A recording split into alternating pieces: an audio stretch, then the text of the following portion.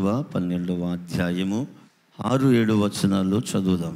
యెహోవా సేవకుడైన మోషేయు ఇశ్రాయేలీయులను వారిని హతము చేసి, యెహోవా సేవకుడైన మోషే రూబేనీయులకును గాదీయులకును మనష్షే అర్ధగోత్రపు వారికి స్వాస్థ్యముగా ధరణించాను. యోర్దానునకు అవతల అనగా పడమటి దిక్కున లెబానోను లోయలోని బయల్గాదు మొదలుకొని షేయిరు వరకు నుండి హలాకు కొండ వరకు యెహోషువయు ఇశ్రాయేలీయులను జయించిన దేశపు రాజులు వీరు. యెహోషువ దానిని ఇశ్రాయేలులకు వారి గోత్రముల వారి చొప్పున స్వాస్థ్యముగా ఇచ్చాను. యెహోషువ గ్రంథం 12వ అధ్యాయంలో చూస్తే 31 మంది రాజులను జయించినట్లుగా ఈ యొక్క అధ్యాయము చెబుతోంది. ఎంతమంది రాజులు? 31 మంది రాజులను, అనగా 31 భూభాగములు విభజించబడి రాజులుగా ఉండి పరిపాలిస్తున్నటువంటి రాజుల యొక్క 31 ప్రాంతాలను స్వాధీనపరుచుకున్నారు. ఆ 31 ప్రాంతాలకు ఒక్కొక్క రాజు ఉంటే ఆ రాజులను జయించి ఆ ప్రాంతాలను స్వాధీనపరుచుకొని ఇశ్రాయేలు యొక్క 12 గోత్రముల వారికి కూడా ఆ యొక్క భూమిని స్వాస్థ్యముగా యెహోషువ చీట్లు వేసి పంచిస్తున్నాడు. అయితే ప్రతి గోత్రానికి కూడా స్వాస్థ్యమును పంచిస్తున్నాడు.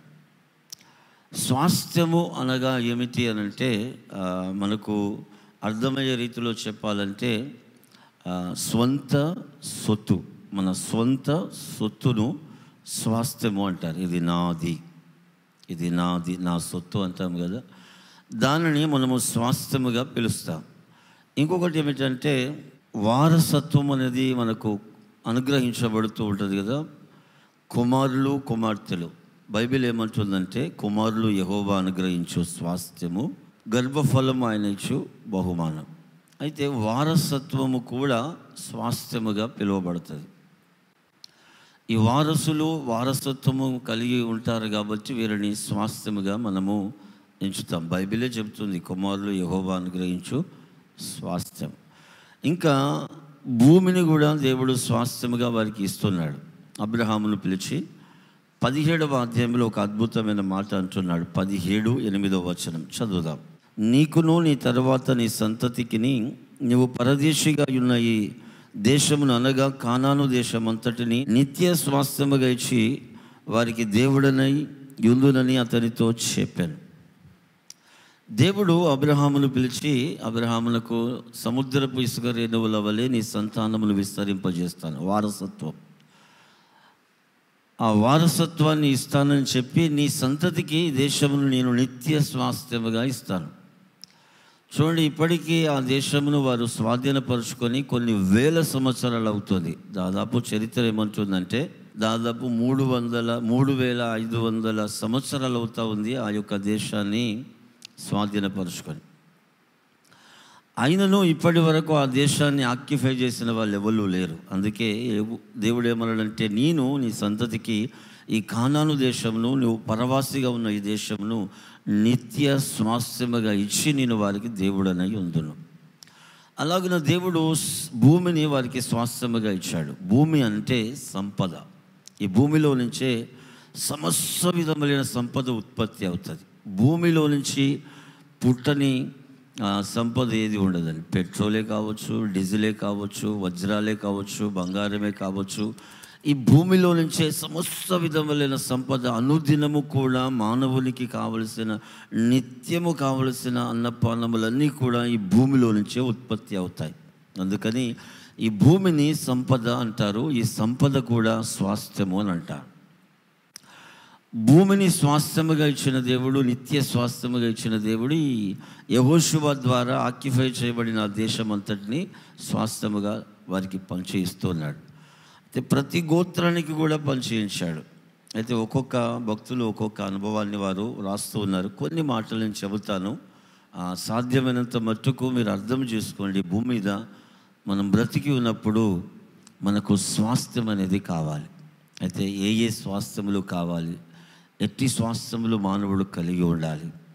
ఆ స్వాస్థ్యం యొక్క అది నిత్యముగా నిలిచి ఉండే శాశ్వతమైనటువంటి శ్రేష్టమైనటువంటిదిగా స్వాస్థ్యం ఉండాలి. మనకు స్వాస్థ్యముగా ఉంటే సరిపోదండి, అది నిత్యమైనదిగా శ్రేష్టమైనదిగా ఉండాలి. ఆమేన్.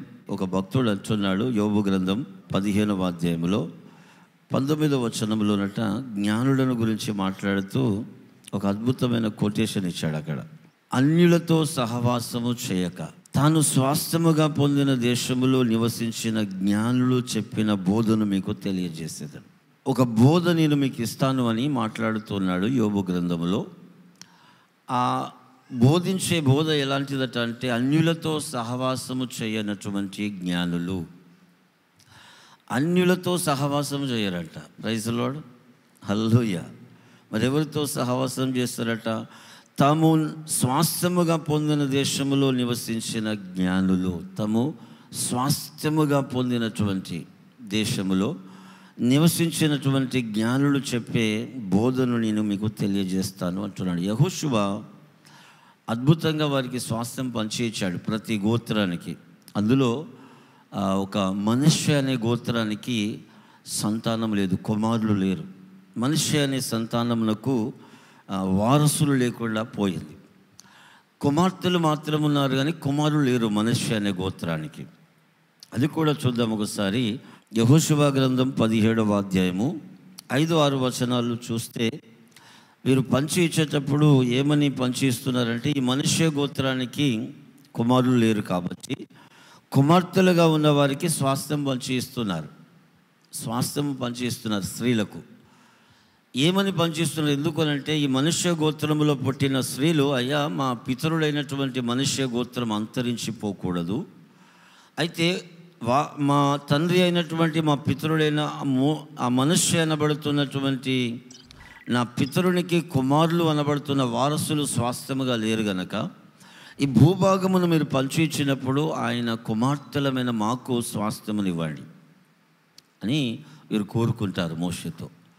అయితే దేవుడు యెహోషువ ద్వారా, ఈ మోషే ద్వారా ఏం చేస్తాడంటే, మీకు స్వాస్థ్యం ఇస్తాను, అయితే మీరు ఈ మనుష్య గోత్రము అంతరించిపోకుండా మీ తండ్రి అయిన పితరుని యొక్క పేరు నిలిచి ఉండేలా మీకు పుట్టబోయే కుమారులను మనుష్య గోత్రికులుగా చేయండి. అనగా మీరు కుమార్తెలు కదా, మీలో నుంచి వచ్చిన వారిని మనుష్య గోత్రం యొక్క వారసునిగా చేయండి. అంతేకాదు, అలా చేసినందుకు ఆ కుమారులకు ఒక ప్రత్యేకమైన భూభాగమును స్వాస్థ్యముగా ఇస్తాము. దానితో పాటు ఇలా మీ పితరుడైనటువంటి ఆ తండ్రి యొక్క గోత్రం అంతరించపోకుండానట్లుగా మీరు సహకరిస్తే మీకు కూడా మీ సంతతికి కూడా నేను ఒక స్వాస్థ్యమునిస్తానని. మనుష్య గోత్రమునకు కుమారులు కలిగి ఉన్నారు, కుమార్తెలు లేరు గనక ఈ కుమార్తెలకు 2 భాగములు పంచి ఇచ్చారు. పంచి ఇచ్చి, ఒక భాగమేమో మీకు పుట్టబోయే వారిని మనుష్య గోత్రికులుగా చేసి పురుషులకు వారికి ఒక భాగం చేయండి. మీ భర్తల నుంచి వచ్చిన పిల్లలు కొంతమందిని మీకు స్వాస్థ్యముగా తీసుకొని మీరు వారికి ఇవ్వండి. స్త్రీలుగా ఉన్న కుమార్తెలుగా ఉన్న మీకు స్వాస్థ్యం ఇస్తాను. మీరు మీ తండ్రి యొక్క నామము నిలిచి ఉండేలా చేస్తున్నారు కనుక అతనికి కూడా స్వాస్థ్యం ఇస్తానని యెహోషువ పంచి ఇచ్చాడు. చదువుదాం ఒకసారి అది. కాబట్టి యోర్దాను అద్దరినున్న గిలాదు బాషానులు గాక మనష్షీలకు 10 వంతులు హెచ్చుగా వచ్చెను. 10 వంతులు హెచ్చుగా వచ్చెను. ఏలయనగా మనష్షీల స్త్రీ సంతానమును వారి పురుష సంతానమును స్వాస్థ్యమును పొందెను. గిలాదు దేశము తక్కిన మనుష్యులకు స్వాస్థ్యమాయను. ఇక్కడ స్త్రీగా ఉంటున్నటువంటి వీళ్ళకు 2 పాళ్ళుగా వారికి స్వాస్థ్యము పంచి ఇచ్చి, కొందరిని మనుష్య గోత్రికులుగా వారి సంతానమును ఎంచి వారికి, అలాగే స్త్రీలుగా ఉంటున్న వీరికి భాగము పంచి ఇచ్చారు. అయితే భూభాగమును స్వాస్థ్యముగా పంచి ఇచ్చారు. ఎందుకనంటే ఆ భూమిలో సంపద ఉంటుంది. ఈ భూమినట దేవుడు అనుదినము కూడా నూతన పరుస్తూ ఉంటాడు. భూతలమును ప్రభు అనుదినము ఎందుకు నూతన పరుస్తున్నాడంటే, ప్రతిరోజు కూడా ఈ భూమిలో నుంచి మానవునికి కావలసినవి ఉత్పత్తి అగునట్లుగా అనుదినం దేవుడు భూమిని నూతన పరుస్తూ ఉన్నాడు. ఒక విషయం మీతో నేను చెబుతూ ఉన్నాను, ఏమిటంటే భూమి ఎందుకు స్వాస్థ్యముగా ఉండి అనుదినం నూతన పరుస్తూ ఉంటాడు, ఇందులోంచి మనకు కావలసినవి ఉత్పత్తి నగునట్లుగా ప్రభు చేస్తాడు అంటే, ఈ భూమి మానవునికి కావలసినవి అనుదినం ఇవ్వడానికి ఈ భూమికి ఇమ్యూనిటీ ఇస్తాడట. ఎవ్రీడే నూతన పరచడం అంటే ఈ భూమికి కావలసినంత సారవంతముగా ఉండినట్లు చేస్తాడట. ఈ సారవంతముగా ఎవ్రీడే భూమి చేయబడుతుంటే ఇందులో నుంచి మానవునికి కావలసినవన్నీ ఉత్పత్తి అగునట్లుగా ఇది చేస్తాడు. ఇప్పుడు స్వాస్థ్యం అంటే అర్థం ఏమిటంటే కూడా అనుదినము మనము సారవంతముగా, హెల్దీగా, ఆరోగ్యముగా ఉండడము స్వాస్థ్యం. ఒక మానవుని కూడా పుట్టించినప్పుడు ప్రభు తల్లి గర్భములో పిండముగా రూపించి 9 మాసములు నిండిన తర్వాత ఈ భూమి మీదకి మానవుడు వచ్చిన తర్వాత తన ఆయుష్కాలం అంతా కూడా ఆరోగ్యంగా ఉండునట్లుగా ప్రభు మానవునికి ఆరోగ్యమును స్వాస్థ్యముగా ఇచ్చాడు.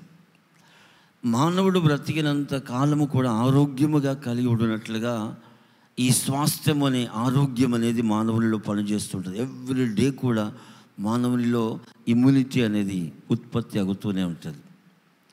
వ్యాధి నిరోధక శక్తి అనేది అనుదినము కూడా మానవునిలో ఉత్పత్తి అవుతూనే ఉంటుంది. మానవునికి ఇది ఒక స్వాస్థ్యముగా ప్రభు ఇచ్చాడు. యేసు ప్రభువును చూసినట్లయితే ఆయన నిత్యము ఆరోగ్యముగా ఉండేటువంటి దేవుడు. నీతి సూర్యుడు మనపై ఉదయిస్తే ఆయన రెక్కల క్రింద మనకు ఆరోగ్యము కలుగుతుందట. మనం క్రొవ్విన దూడవలే గంతులు వేస్తామట. మన కొరకు ఆయన శిలువ త్యాగమునుంది, మరణించి సమాధి చేయబడి శరీరం అంతా దున్నబడినటువంటి ఆ శరీరము ఎర్లీ మార్నింగ్ సండే రోజు లేస్తున్నప్పుడు పూర్ణ స్వస్థత పొంది లేచాడు. చప్పట్లు కూడా దేవుని మహిమపరుస్తాం. ఇప్పటికీ కూడా ఎవ్రీ డే కూడా ప్రభు బలలో పాలు పొందుతున్న వారికి ఆయన శరీరం రక్తమును ఇస్తున్నాడు. ఇప్పటికీ ఆయన గాయములలో నుంచి రక్తము కారుతుంది, ఆయన శరీరమును తీసి ఇస్తున్నాడు. ప్రతి మానవుని యొక్క పాపమును, శాపమును, కీడును ఆయన మీద వేసుకొని మానవునికి మాత్రం హెల్దీగా ఉండినట్లుగా ప్రభు కృపను చూపిస్తూ ఉన్నాడు. ఈ భూమి మీద శాపగ్రస్తమైనటువంటి ప్రజలు ఉన్నారు, ఆశీర్వాదకరమైన ప్రజలు ఉన్నారు. అయితే ఈ శాపగ్రస్తమైన వారి శాపమును ఆయన మీద వేసుకొని వారిని ఆశీర్వాదకరమైన ప్రజలుగా మార్చి నిత్యము ఆశీర్వాదమునకు వారసులుగా ఉండుటకు ఆయన మనల్ని పిలిచాడంట. ఆ పేతురు అంటున్నాడు, మీరు ఆశీర్వాదమునకు వారసులకు పిలువబడ్డారు. దేవుడు అబ్రహామును పిలిచి, అబ్రహమా నేను నిన్ను ఆశీర్వదించి, ఆదికాండం 12వ అధ్యాయంలో 1, 2, 3 వచనాలు చూస్తే, ఆ తర్వాత 22వ అధ్యాయము ఆఖరి వచనాలు చూస్తే, అబ్రహామును పిలిచి నిన్ను ఆశీర్వదించి నీ సంతానం వలన భూమి మీద సమస్త జనములు ఆశీర్వదించబడినట్లుగా చేయుచున్నాను. నిన్ను ఆశీర్వాదమునకు నీ వారసులను నేను ఆశీర్వాదములకు వారసులుగా చేస్తూ ఉన్నాను. ఈ ఆశీర్వాదం అనేది నిత్యము స్వాస్థ్యముగా ప్రభు ఇస్తున్నాడు. ఒక క్రైస్తవుడు ఎలా ఉండాలి? యేసుక్రీస్తును బట్టి నీ పాపములకు, నీ శాపములకు, నీవు అనుభవిస్తున్న ప్రతి కీడుకు ప్రభు విముక్తి కలుగజేసి తను పొందిన శిలువ మరణము ద్వారా నేటికి ఇప్పటికీ భూమి మీద ఉన్న ప్రతి మానవునికి, ఆయన దరికి చేరిన వానికి ప్రతి పాపము, శాపము, కీడు నుంచి విముక్తినిచ్చి ఆశీర్వదించి ఆశీర్వాదమునకు వారసులుగా చేసి ఈ ఆశీర్వాదమును మనకు స్వాస్థ్యముగా ఇస్తున్నాడు. మనము మన పిల్ల తరములు కూడా ఆశీర్వాదమునకు వారసులుగా ఉండాలి. ఇది స్వాస్థ్యము. హెల్దీగా ఉండడము, ఆరోగ్యముగా ఉండడము, ఆశీర్వాదకరముగా ఉండడము, ఇది స్వాస్థ్యమై ఉంటుంది. ఇది నిత్యుడగు ప్రభు అయిన యేసుక్రీస్తులో ఉన్నటువంటి స్వాస్థ్యము. ఆయన మనకు ఆయనలో ఉన్నటువంటి స్వాస్థ్యం పంచి ఇచ్చాడు. ఆయన రెక్కల క్రిందికి తీసుకొని హెల్దీగా ఉండమంటున్నాడు. నీవు ఆయన రెక్కల క్రిందికి వస్తే ఆయనకు రెక్కల క్రిందికి వచ్చినందుకు నీకు హెల్దీగా చేస్తాడు, ఆరోగ్యవంతముగా చేస్తాడు, ఆశీర్వాదకరముగా చేస్తాడు. నీకంటూ ఒక ప్రత్యేకమైన భూభాగముని ఇస్తాడు. నీకంటూ ఈ భూమి మీద అనేక విధములైన ఆశీర్వాదములు ఇచ్చి వాటన్నిటిని ఆయన రెక్కల క్రిందికి తీసుకొని నిన్ను, నీ కుటుంబాన్ని, నీకున్న వ్యవస్థనంతటిని ఎల్లప్పుడూ హెల్దీగా ఉండనట్లు చేస్తాడు. అయితే కొంతమంది తమ ఇష్టానుసారంగా నడిచి దేవుని రెక్కల క్రింద ఉన్నామనుకొని భ్రమపరచబడుతూ జీవిస్తూ శాపమునకు వారసులుగా జీవిస్తూ ఉంటారు. ఇప్పుడు కయ్యను ఉన్నాడండి, హేబేలును చంపేశాడు, శాపగ్రస్తుడిగా మార్చబడ్డాడు. తద్వారా అతనికి శాపం అనేది ప్రాప్తించింది. ఆ శాపమును మోసుకొని వెళ్తున్నాడు. ఇలాంటి ప్రజలు కూడా ఉంటారు. అయితే మనం ఎలా ఉండాలి? ఆశీర్వాదమునకు వారసులుగా ఉండాలి. మనకు స్వాస్థ్యమును గురించి అనేక వివరాలు ఉన్నాయి. నేను కొంచెముగా చెబుతూ వెళ్తాను.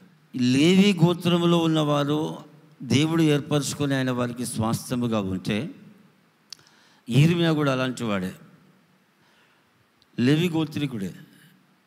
అయితే దావీదు అనబడుతున్న వ్యక్తి ఎలాంటి వాడంటే యూదా గోత్రములో జన్మించినవాడు. అయితే దావీదు అనబడుతున్న వ్యక్తి దేవుణ్ణి నమ్ముకొని దేవుణ్ణి అతనికి స్వాస్థ్యముగా చేసుకున్నాడు. యూదా గోత్రములో జన్మించిన ఇతను కీర్తనలు 142వ అధ్యాయము 5వ వచనం చదివిన 142 5వ వచనం. యెహోవా, నీకే నేను మొరపెట్టుచున్నాను, నా ఆశ్రయ దుర్గము నీవే, సజీవులున్న భూమి మీద నా స్వాస్థ్యము నీవే అని నేను అనుకొంటిని. చాలు, నా స్వాస్థ్యము నీవే అని నేను అనుకుంటున్నాను. యూదా గోత్రీకుడండి, దేవుని సేవ చేయాలని అద్భుతంగా ముందుకు వెళ్ళినటువంటి వ్యక్తి. ఒక రాజుగా అభిషేకించినా కూడా ఏ ఫోదును ధరించుకొని యాజకునిలాగా సేవ కూడా చేశాడు. అటు రాజుగా ఉన్నాడు, రాజు అభిషేకంతో పాటు యాజక అభిషేకము కోరుకొని ఆశించి ఏ ఫోదును ధరించుకొని దేవుని దగ్గర విచారణ చేసేవాడు, దేవునికి సేవ చేసేవాడు. 16వ కీర్తన 6-7 వచనాలు. మనోహర స్థలములలో నాకు పాలు ప్రాప్తించెను, శ్రేష్టమైన స్వాస్థ్యము నాకు కలిగెను, నాకు ఆలోచనకర్త అయిన యెహోవాను స్తుతించెదను. రాత్రి గడియలలో నా అంతరేంద్రియము నాకు బోధించుచున్నది. ఇతనట శ్రేష్టమైన స్వాస్థ్యము నాకు కలిగింది అంటున్నాడు. ఏంటిది చెప్పండి? రాజు, దేశమంతా ఆయన వశంలో ఉన్నది, దేశ ప్రజలందరూ ఆయన వశంలో ఉన్నారు. అయితే ఏమంటున్నాడు? ఈ దేశంలోనిది స్వాస్థ్యము, ఈ దేశమంతా నాకు ఉన్నది, కానీ శ్రేష్టమైన స్వాస్థ్యము నాకు దొరికింది. ఏమిటి అదనంటే, దేవుడే దావీదుకు స్వాస్థ్యముగా అనుగ్రహించబడ్డాడు. యాజకునికి ఉండేటువంటి ఒక ప్రత్యేకత వేరు. ఆ తర్వాత యూదా గోత్రంలో నుంచి యేసుప్రభు జన్మించి ఆయన నిత్యమైనటువంటి యాజకుడిగా, మనందరికీ ప్రధాన యాజకుడిగా మారి ఈరోజు మనందరము స్వాస్థ్యమును, మనము ఆయనకు స్వాస్థ్యముగా, ఆయన మనకు స్వాస్థ్యముగా అనుగ్రహించబడి ఆశీర్వాదమును, ఆరోగ్యమును ఆయనను మనకు స్వాస్థ్యముగా అనుగ్రహించి మనము ఆయనకు స్వాస్థ్యముగా ఉండినట్లు ప్రభు కృప చూపించాడు.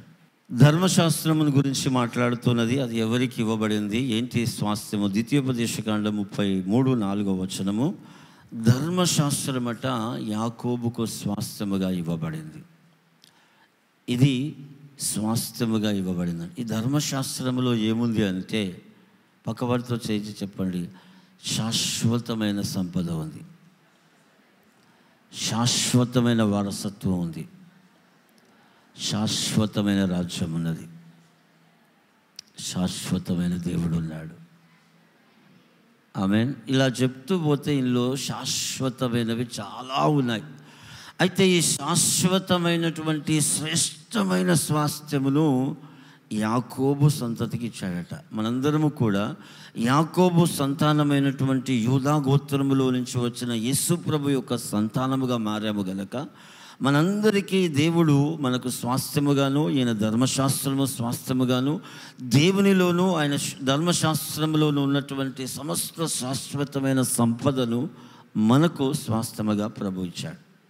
ఈ ధర్మశాస్త్రము చదివినప్పుడు అనేక స్వాస్థ్యముగా స్వతంత్రించుకుంటాం, అనేకమైన దీవెనలు, శాశ్వతమైన సంపదలను స్వతంత్రించుకుంటాం.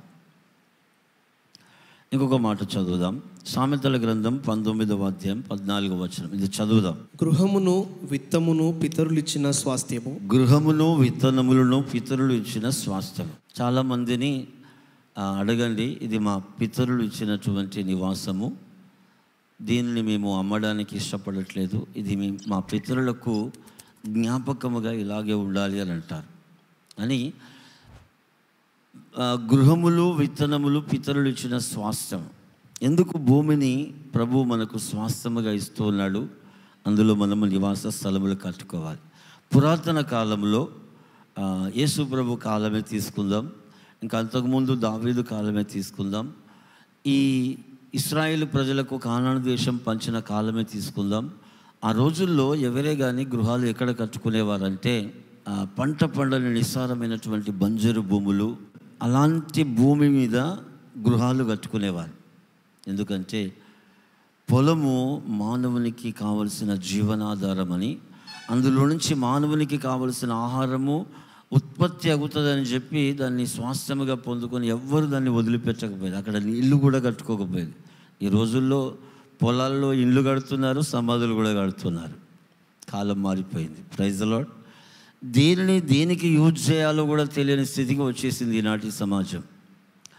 జర్మనీ ప్రాంతంలో ఒక పట్టణంలోనట 90 లక్షలకు పైగా నివాసములు ఖాళీ అయిపోయాయి. ఇళ్ళు ఉన్నాయి కట్టి, అక్కడ ప్రజలు నివాసం ఉండేటువంటి స్థలమే కానీ 90 లక్షలకు పైగా ఇండ్లే 90 లక్షలకు పైగా. అందులో జనాభా ఉంటే 90 లక్షలకు పైగా, ఒక్కొక్క ఇంటికి 2 వేసినా కూడా కోటికి పైన దాదాపు 4-5 కోట్ల ప్రజలు నివసించేటువంటి ఇండ్లు అక్కడ ఎంటీగా ఉన్నాయట. ఎందుకు అని పరిశీలన చేస్తే వారట స్వాస్థ్యముగా వారికి ఇవ్వడానికి కుమారులు లేరట. ఇండ్లను కుమారులకు స్వాస్థ్యముగా ఇవ్వడానికి వారికి సంతానం లేదంట.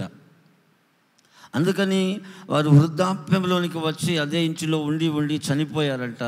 వారికి కుమారులు స్వాస్థ్యముగా లేకపోవడాన్ని బట్టి వారి ఇల్లు ఖాళీగా ఉన్నాయి. కొందరు కుమారులు స్వాస్థ్యముగా ఉండినా వారు విదేశాల్లో ఉండడాన్ని బట్టి ఇల్లు ఖాళీ అయిపోయాయి వారి ఉద్యోగ రీత్యాలో. అలాగన 90 లక్షల ఇల్లు ఖాళీ అయిపోయాయట. అయితే ప్రభు అంటున్నాడు, గృహమును విత్తనములను పితరులు ఇచ్చిన స్వాస్థ్యము దేవుడు మనకిచ్చినటువంటి స్వాస్థ్యము. Praise the Lord. స్వాస్థ్యం అనేది అద్భుతమైనటువంటి సంపద, నిత్యము నిలిచి ఉండేటువంటి సంపద. దావీదుని గురించి నేర్చుకున్నాం. 1 పేతురు 1:3 చదివితే జీవితంలో మనము కలిగి ఉన్న నిరీక్షణకు అనుగ్రహించే స్వాస్థ్యం గురించి మాట్లాడుతున్నాడు. అక్షయమైనటువంటిది, వాడబారినటువంటిది, నిర్మలమైనటువంటిది ప్రభు మనకి ఇవ్వబోతున్నటువంటి నిత్య రాజ్యములో స్వాస్థ్యముగా ఇవ్వబోతున్నటువంటి ఆ రాజ్యంలో మనకి ఇవ్వబోతున్నటువంటి జీవితం, మన ఆత్మకు ఇవ్వబోతున్నటువంటి జీవితము అక్షయమైనది, వాడబారనిది, నిర్మలమైనది. మీరు రాసుకోండి 1 పేతురు 1:3, అది చాలు. ఇంకొకటి ఎఫెసీ 1:19 చదివితే పరిశుద్ధులలో దేవుని యొక్క స్వాస్థ్యము మహత్యమును ఎరుగుటకు మనకు మనోనేత్రములు వెలిగించబడాలని కోరుతూ ప్రార్థిస్తున్నాడు పౌలు భక్తుడు.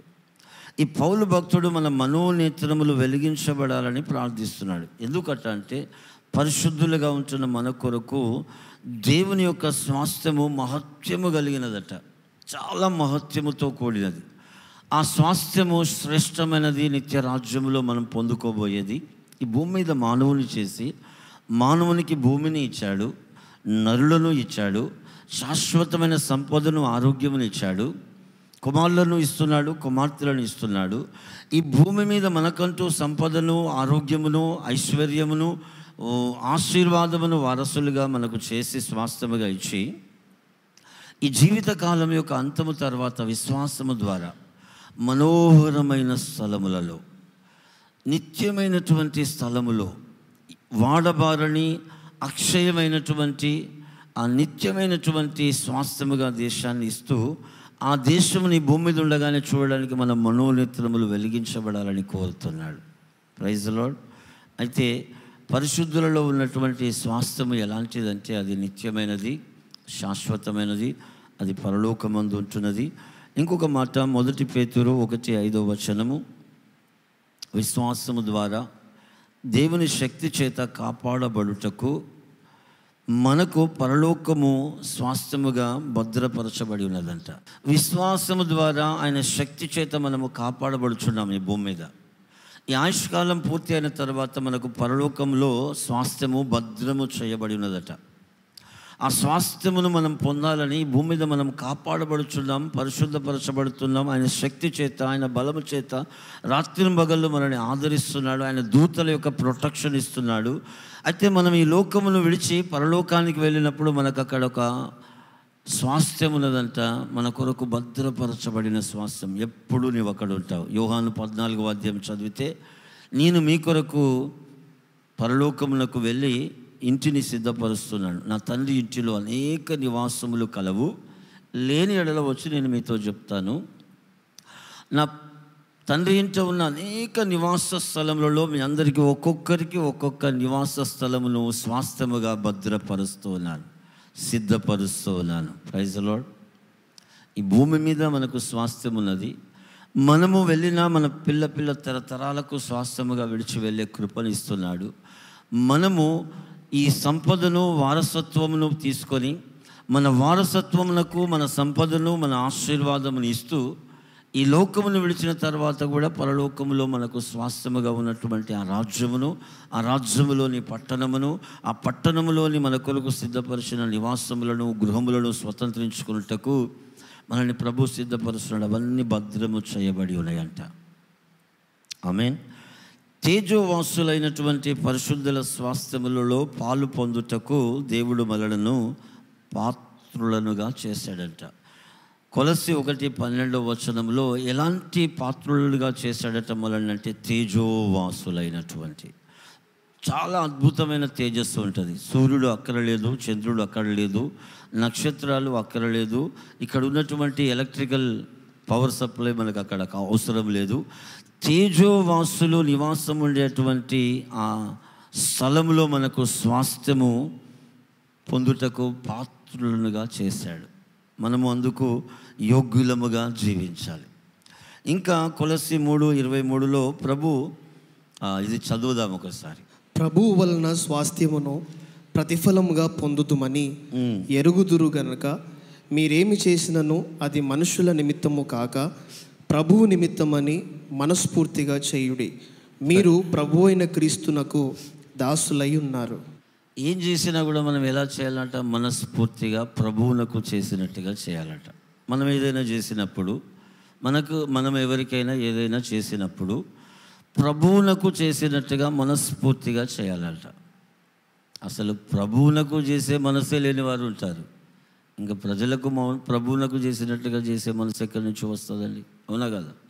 ప్రభువునకు చేసినట్టుగా చేయాలంట. మనకు పనికిరాంది ఏమైనా ఉంటే పక్కోనికి ఇవ్వాలని చూస్తాం.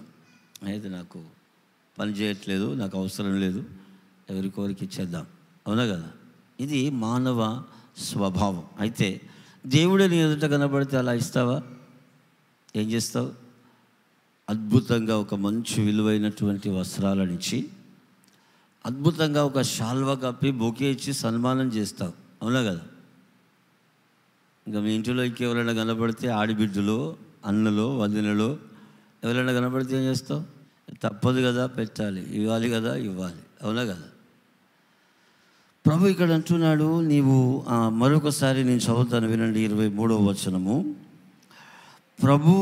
ప్రభు వలన స్వాస్థ్యమును ప్రతిఫలముగా పొందుదుమని ఎరుగుదుము గనక మీరేమి చేసినను అది మనుషుల నిమిత్తము గాక ప్రభు నిమిత్తమని మనస్ఫూర్తిగా చేయుడి.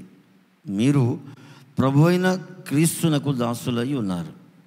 మనం ఏది చేసినా కూడా ప్రభువునకు చేసినట్టు చేయాలి. ఎందుకట? ఇక్కడ ఫస్ట్ టైం ప్రభు అంటున్నాడు, ప్రభు వలన స్వాస్థ్యమును ప్రతిఫలముగా పొందుతిమి.